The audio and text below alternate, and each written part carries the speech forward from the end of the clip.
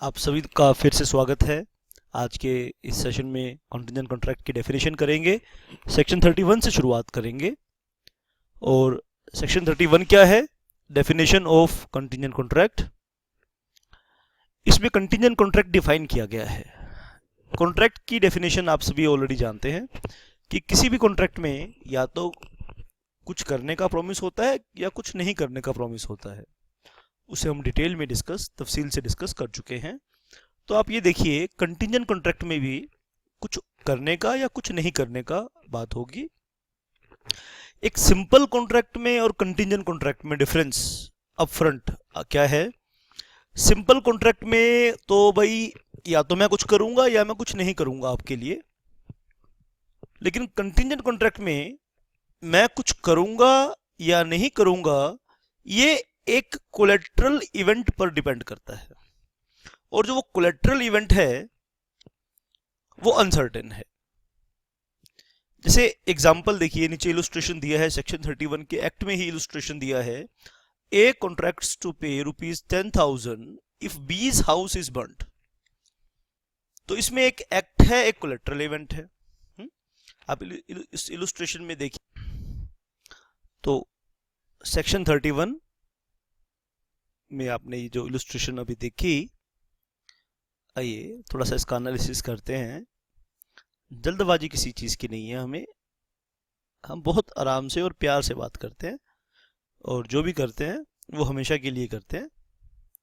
Section 31 में हम क्या सीख रहे हैं? Definition of contingent contract. तो कंटिजेंट कॉन्ट्रैक्ट में हम ये देखेंगे, जैसे किसी भी कॉन्ट्रैक्ट में या तो एक्ट या एब्सटिनेंस। तो पहली चीज क्या है? या तो एक्ट है या फिर एब्सटिनेंस है। एब्सटिनेंस क्या है? एब्सटिनेंस मतलब नॉट टू डू समथिंग।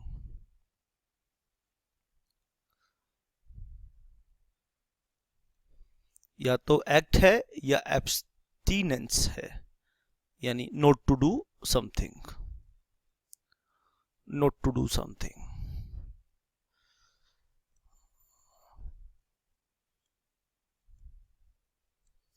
और दूसरी चीज है इसके साथ कोलेटरल इवेंट। और इस कोलेटरल इवेंट में क्या खास बात है? कोलेटरल इवेंट ये अनसर्टेन है। सर्टेन भी हो सकता है, लेकिन सर्टेन होगा तो वो कंटिजेंट कॉन्ट्रैक्ट नहीं होगा। तो सेक्शन 31 में कंटिजेंट कॉन्ट्रैक्ट की जो डेफिनेशन हमने देखी, आइए दोबारा से पढ़ते हैं और अब दोबारा से देखते हैं। A contingent contract is a contract to do or not to do something if some event collateral to such contract does or does not happen। Simple contract में ये कोलेटरल इवेंट नहीं होता। जैसे सिंपल कॉन्ट्रैक्ट में क्या होगा? ए ने B को प्रॉमिस किया कि मैं भाई तेरे को 10,000 रुपए दूंगा। सिंपल कॉन्ट्रैक्ट में कोलेटरल इवेंट नहीं होता, और कंटिजेंट कॉन्ट्रैक्ट में एक कोलेटरल इवेंट है जो कि अनसर्टेन है। इस चीज को हम यहां रिप्रोड्यूस कर सकते हैं।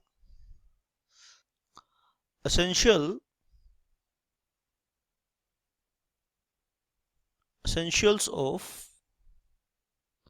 contingent contract।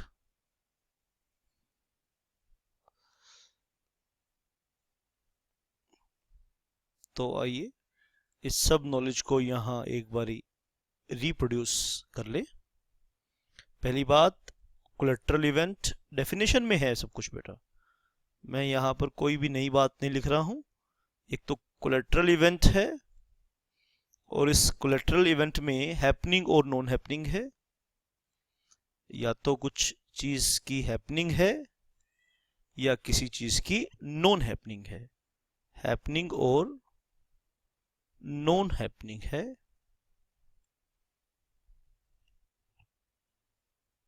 और तीसरी चीज है वो अनसर्टेन भी है। अनसर्टेन का मतलब निश्चित नहीं है कि वो होगा या नहीं होगा या नहीं। एक इंपॉर्टेंट पॉइंट यहां हम नोट करेंगे, और इस इंपॉर्टेंट पॉइंट से मैं इस कंसेप्ट पे आपकी कैपेसिटी इंक्रीज करने जा रहा हूं, आप ध्यान से नोट करेंगे। द प्रोमिसर, अब जो भी कॉन्टिजेंट कॉन्ट्रैक्ट में जो भी प्रोमिसर होगा, प्रोमिसर कौन होता है? जिसने वो एक्ट या एब्सटिनेंस परफॉर्म करना, एग्जीक्यूट करना है। The promisor should not have, आप नोट करेंगे मेरे साथ, should not have any control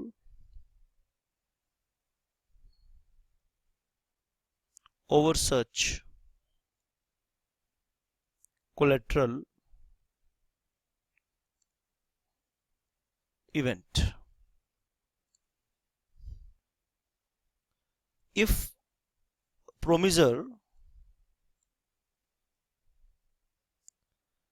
can control, ये क्रक्स है इसका, ये जान है इसकी। If promisor can control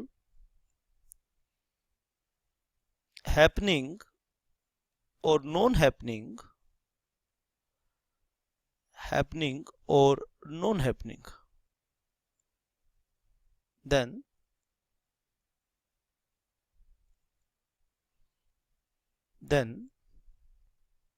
such contract is not contingent.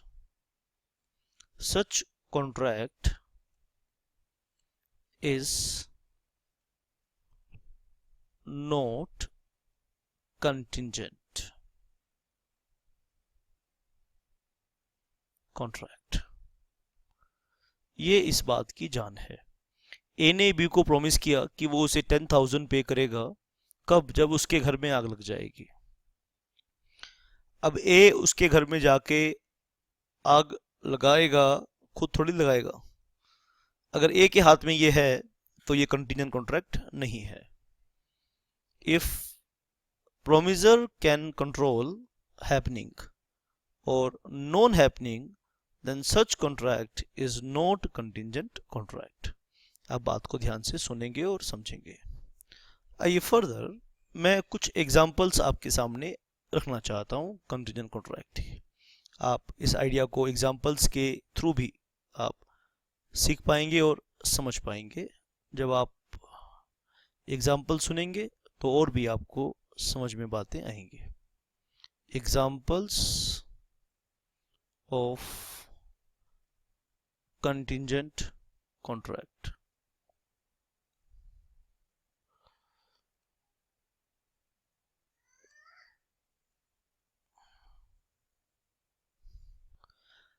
पहला मैं इसका एग्जांपल आपको देना चाहूंगा, कॉन्ट्रैक्ट ऑफ, शाबाश, आप ध्यान से बात को सुनिए। पहला मैं इसका एग्जांपल देना चाहूंगा कॉन्ट्रैक्ट ऑफ इंश्योरेंस।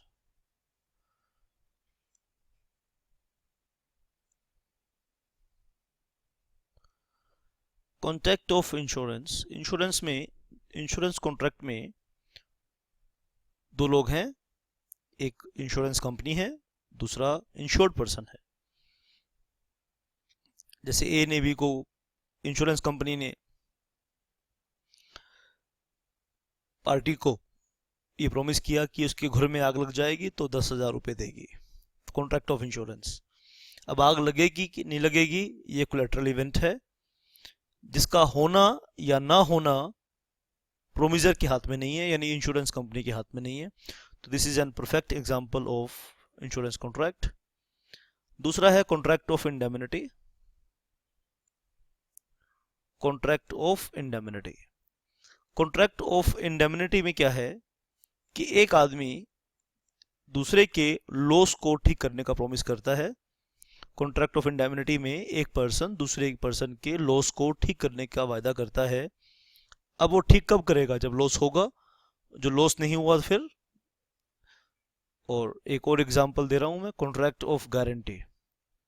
तो कॉन्ट्रैक्ट ऑफ गारंटी में क्या है कि एक पार्टी होती है श्योरिटी, गारंटर, वो मनी लेंडर को प्रॉमिस करता है कि अगर प्रिंसिपल डेटर, जैसे फॉर एग्जांपल आपने बैंक से लोन लिया और मैंने आपकी गारंटी दी, तो मेरा ऑब्लिगेशन कब क्रिएट होगा? जब आप डिफॉल्ट करोगे। तो आपका डिफॉल्ट एक कोलैटरल इवेंट हुआ और मैंने बैंक को क्या प्रॉमिस किया कि अगर आप डिफ़ॉल्ट करोगे तो आपने जो लोन लिया है उसको मैं चुकाऊंगा। तो contract of a guarantee is an perfect example of contingent contract. तो 3 मैंने ये एग्जांपल दिए। आओ फर्दर एक्सप्लोर करेंगे इन सेक्शंस को। सेक्शन 32, सेक्शन 32 की सबसे पहले हेडिंग देखिए, enforcement of contract contingent on an event happening. तो section 32 enforcement of contract contingent. अब कुछ कॉन्ट्रैक्ट कंटीजेंट, कुछ कॉन्ट्रैक्ट की एनफोर्समेंट 32, 33, 34, 35 और 36 में, 32, 33, 34, 35, 36 में हम क्या पढ़ने वाले हैं? एनफोर्समेंट ऑफ कॉन्ट्रैक्ट पढ़ने वाले हैं। आप ध्यान से बात को सुनेंगे। हम एनफोर्समेंट ऑफ कॉन्ट्रैक्ट को सुनने वाले हैं। और एनफोर्समेंट ऑफ कॉन्ट्रैक्ट में कंटिंजेंट या तो हैपनिंग है या नॉन हैपनिंग है, या future conduct of living person है, या happening with in a specified time है, या non happening with in a specified time है।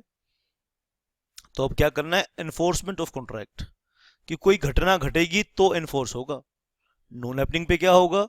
कोई घटना नहीं घटेगी तो। ये हैपनिंग और नॉन हैपनिंग को हम एक साथ पढ़ेंगे बेटा, डिफरेंट डिफरेंट सेक्शंस में हम एक साथ पढ़ेंगे ताकि हमें कंफ्यूजन ना हो। ठीक है? इवेंट मैं एग्जांपल से समझाता हूं। इवेंट, इवेंट मतलब घटना, घटना, इवेंट। इवेंट की हैपनिंग सुन लो, नॉन हैपनिंग सुन लो, दोनों के एग्जाम्पल सुन लो, फिर आपको बात अच्छे से समझ में आएगी। इसकी हैपनिंग भी सुन लीजिए, इसकी नॉन हैपनिंग भी सुन लीजिए। हैपनिंग भी सुन लीजिए और नॉन हैपनिंग भी सुन लीजिए। दोनों को एक साथ समझेंगे, सुनेंगे। बीच में एक लाइन लगा लेते हैं ताकि दोनों को अलग अलग समझेंगे।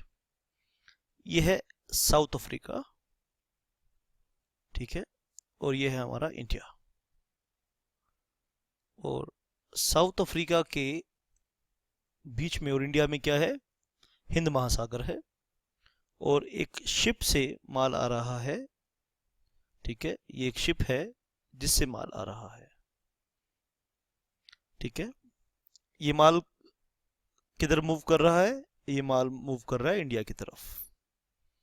और इसमें जो माल है वो किसका है? ए का है। ठीक है, ए इस माल को बी को देने का कॉन्ट्रैक्ट कर रहा है।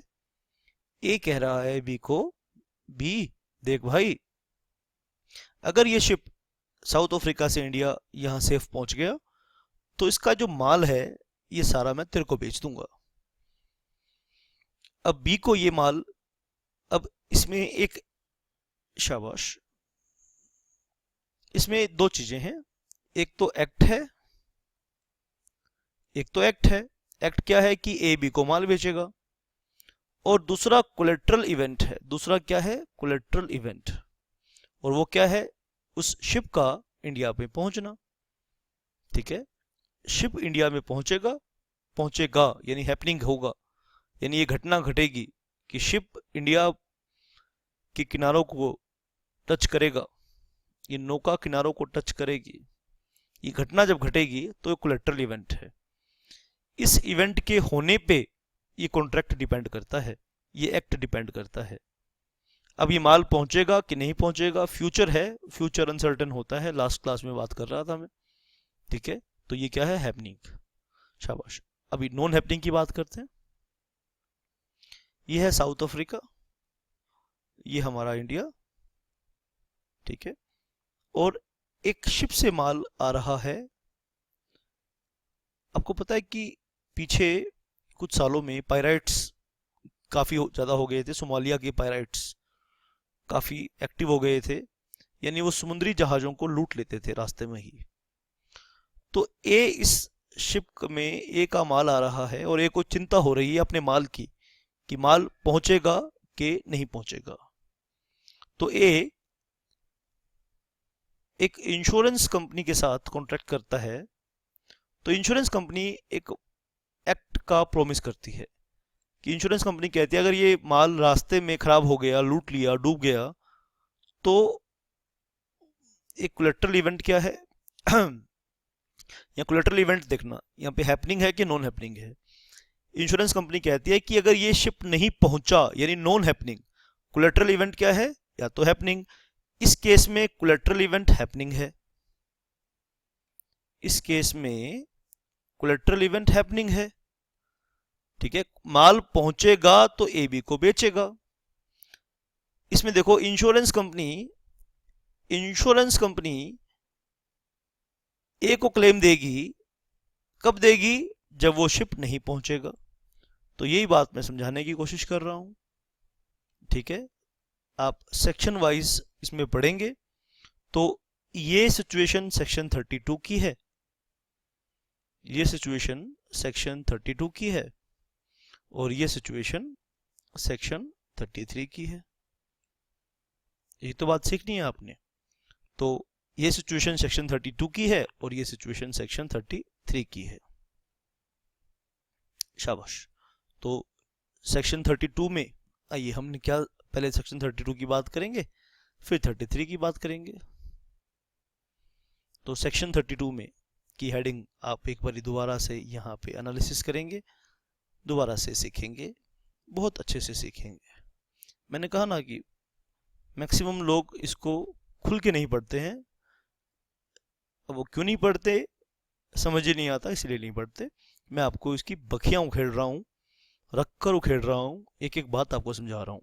सेक्शन 32 की बात हमने करी तो सेक्शन 32 की हेडिंग यहाँ आपने देखी, enforcement of contract contingent on an event happening, यानी हैपनिंग पे ये डिपेंड करती है। बात किस पे डिपेंड करती है, हैपनिंग पे।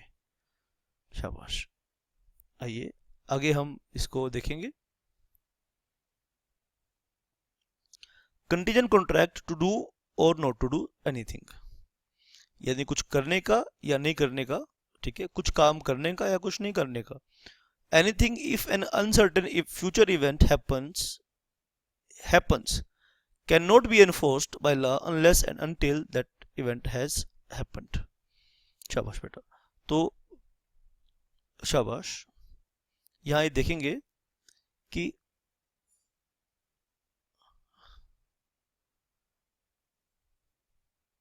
at which moment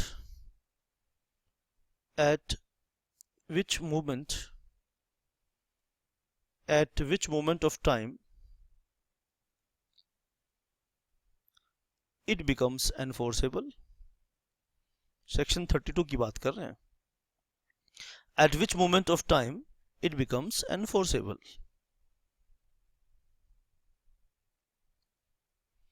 तो उसका आंसर है when collateral event happens, when collateral event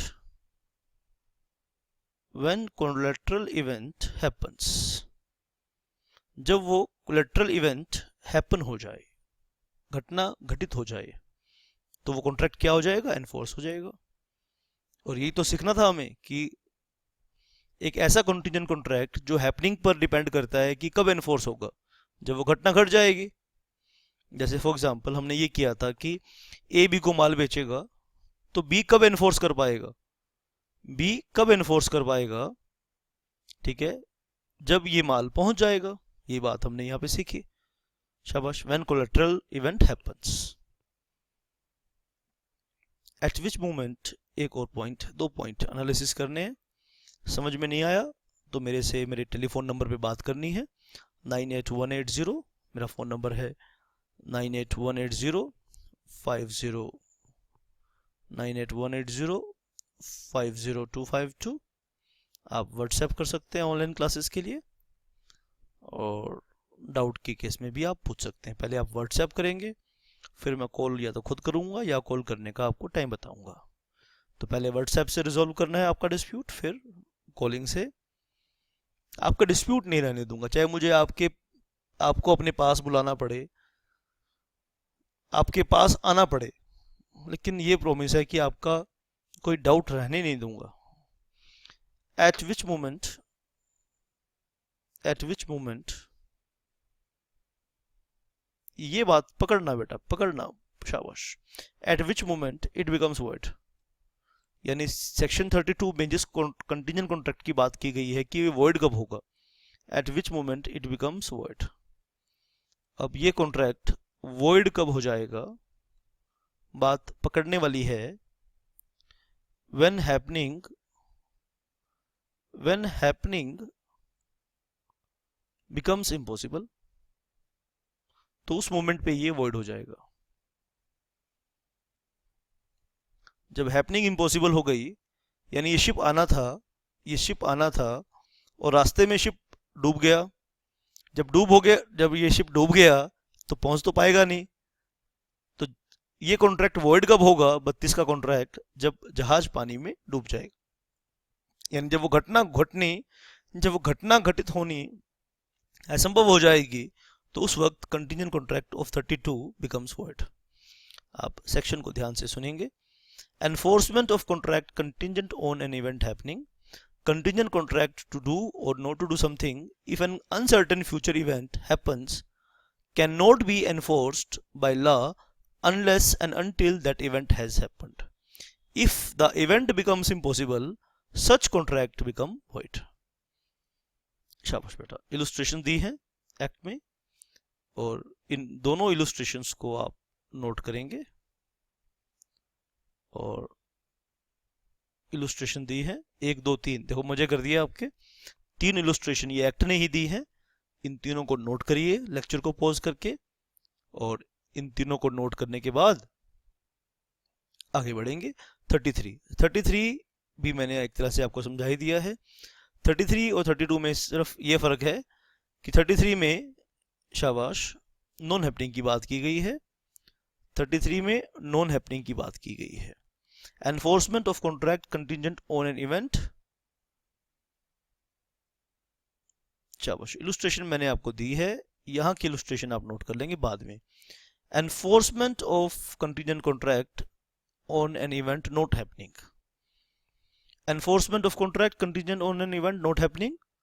Contingent contract to do or not to do something, anything, if an uncertain event does not happen, can be enforced when the happening of that event becomes impossible and not before. शाबाश। आइए एक बारी हम, जैसे हमने 32 का analysis किया, ऐसे ही हम सेक्शन 33 का भी एनालिसिस करेंगे। आप ध्यान से बात को सुनेंगे। सेक्शन 33 की दोनों सिचुएशन जो सेक्शन में कवर की गई हैं, आइए शाबाश उसको हम समझते हैं। At which moment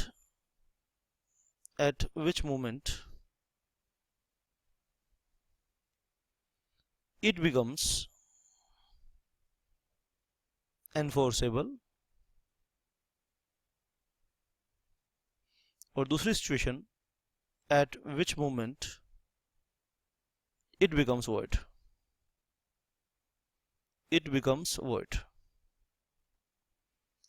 तो पहली सिचुएशन है, दोनों के बीच में हम लाइन लगा लेते हैं। 32 और 33 को समझना है। At which moment it becomes enforceable? When non happening पे डिपेंड है ना। When happening becomes impossible, जब हैपनिंग इम्पॉसिबल हो गया, यानी ये पक्की बात है कि अब हैपनिंग बिकम्स, जैसे इंश्योरेंस कंपनी ने प्रॉमिस किया था कि शिप डूब जाएगा तो देगी, शिप डूब गया और अब हैपनिंग तो हो नहीं सकती, तो कॉन्ट्रैक्ट एनफोर्स हो सकता है। उस मोमेंट से कॉन्ट्रैक्ट एनफोर्स हो सकता है, एनफोर्सेबल हो जाता है। Eight which it becomes N void,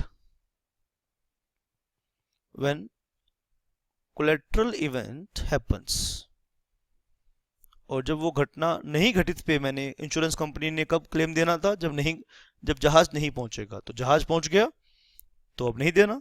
when collateral event happens, when collateral event happens.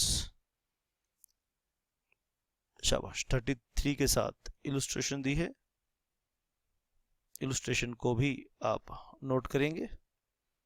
33 की इलस्ट्रेशन ये वाली इलस्ट्रेशन है, शाबाश, ये नोट करेंगे।